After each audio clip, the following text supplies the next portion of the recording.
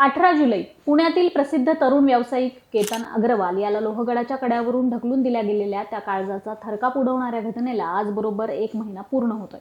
पण या एका महिन्यात अग्रवाल कुटुंबावर कोसळलेला दुःखाचा डोंगर कमी झालेला नाही।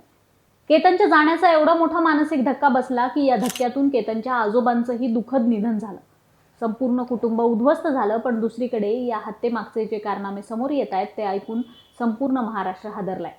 केतनची होणारी पत्नी सिया गोयल आणि तिचा कथित प्रियकर चेतन चौधरी यांचे एकामागून एक धक्कादायक कारनामे आता पोलिसांनी तपासातून उजेडात आणले आहेत।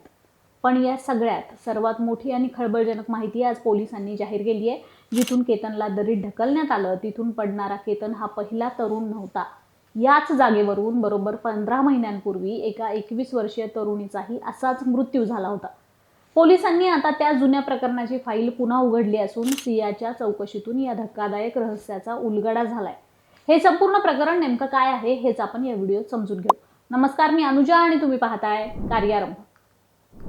पोलिसांनी दिलेल्या माहितीनुसार 18 मार्च 2025 रोजी लोहगडाच्या याच कड्यावरून पडून एका तरुणीचा मृत्यू झाला होता। प्रकरणात अकस्मात मृत्यूची नोंद करण्यात आली होती। त्या तरुणीचं नाव होतं मानसी गोविंदपूरकर। ती पिंपरी चिंचवडच्या सांगवी पिंपळे गुरव परिसरातील रहिवासी होती आणि कायद्याचं शिक्षण घेत होती। त्यावेळी तिच्या मृत्यूला शैक्षणिक तणाव, आरोग्यविषयक समस्या आणि अलीकडील शस्त्रक्रिया कारणीभूत असल्याचं सांगत ती आत्महत्या असल्याचा प्राथमिक निष्कर्ष पोलिसांनी काढला होता। तिची कोणतीही सुसाईड नोट सापडली नव्हती। ती कॉलेजला जाते म्हणून घरून निघाली आणि खासगी कॅबनं लोहगडाच्या पायथ्याशी पोहोचली होती। किल्ल्याच्या तिकीट काउंटरवरील सीसीटीव्ही फुटेजमध्ये मानसी एकटीच सकाळी 9 वाजण्याच्या सुमारास गडावर प्रवेश करताना दिसली होती। संध्याकाळपर्यंत ती घरी न आल्याने कुटुंबियांनी सांगवी पोलीस स्टेशनमध्ये बेपत्ता असल्याची तक्रार दिली होती। 2 दिवसांनी तिचा मृतदेह गडाच्या पायथ्याशी नवग्रह मंदिराजवळील घनदाट झाडीत सापडला होता। पण आता केतन अग्रवाल प्रकरणानंतर पोलिसांनी जेव्हा सिया गोयलची कसून चौकशी केली तेव्हा मानसीच्या फाईलवरची धूळ झटकली गेली। सियाने पोलिसांसमोर कबुली दिली आहे की केतनला संपवण्यासाठी तिने याच जुन्या बातमीचा संदर्भ घेतला होता। 2025च्या मे महिन्यापासूनच सिया आणि चेतन चौधरी हे दोघे केतनचा काटा काढण्यासाठी कट रचत होते।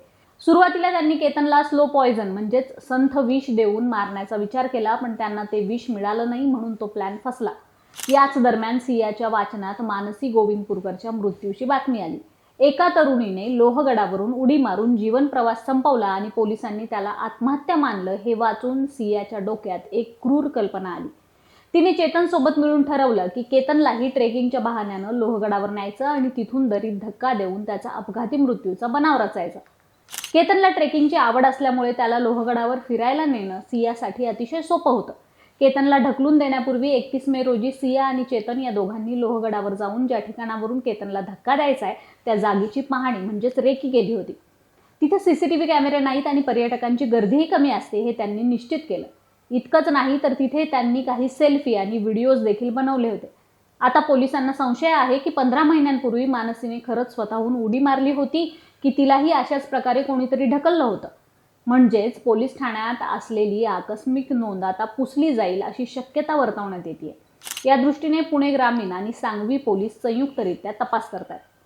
केतनला ढकलून देण्याचा हा कट जितका क्रूर होता तितकाच तो रचताना या दोघांनी अत्यंत सावधगिरी बाळगली होती। लोहगडावरून ढकलण्यापूर्वी त्यांनी एका कॉन्ट्रॅक्ट किलरची भेट घेतली होती। एका कॅफेमध्ये सिया आणि चेतनने त्या किलरची भेट घेतली आणि केतनला मारण्याची सुपारी दिली।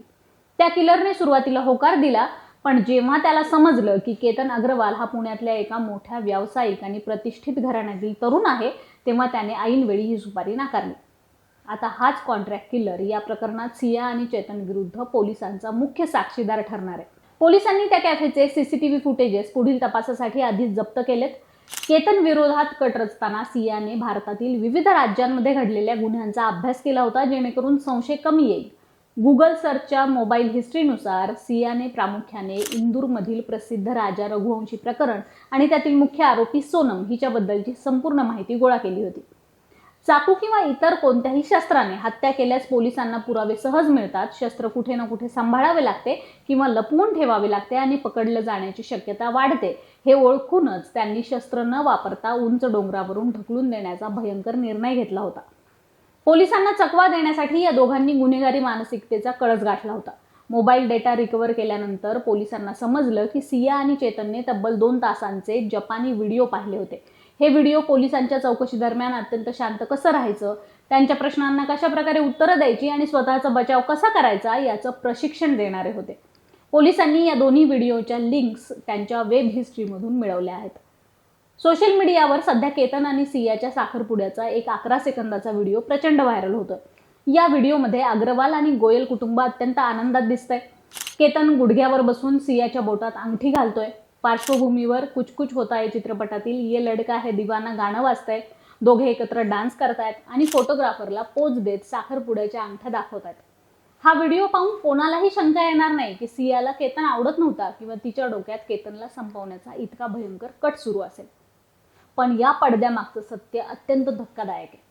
पोलिसांच्या तपासात समोर आलंय की सिया आणि चेतन हे एकमेकांना पती पत्नी मानत होते आणि तसेच चॅट्स देखील सापडले आहेत. त्यांनी राजस्थानमधील खाटू श्याम मंदिरात जाऊन लग्न केल्याचा संशय पोलिसांना होता, मात्र हा संशय खरा नव्हता. या प्रकरणाला आणखी एक काळकुट्ट वळण मिळालं जेव्हा पोलिसांना त्यांच्या वैयक्तिक आयुष्यातील धक्कादायक बाबी समजल्या. पोलीस सूत्रांच्या माहितीनुसार चेतन आणि सिया हे दोघे एक विचित्र ग्रुप चालवत होते, ज्यामध्ये त्यांचे इतरही काही मित्र सामील होते. ते एकमेकांशी पार्टनर शेअर करायचे असंही बोललं जात आहे. पोलिसांनी अशा किमान 4 ते 5 हॉटेल्सचे पत्ते शोधून काढले आहेत जिथे हे लोक भेटायचे.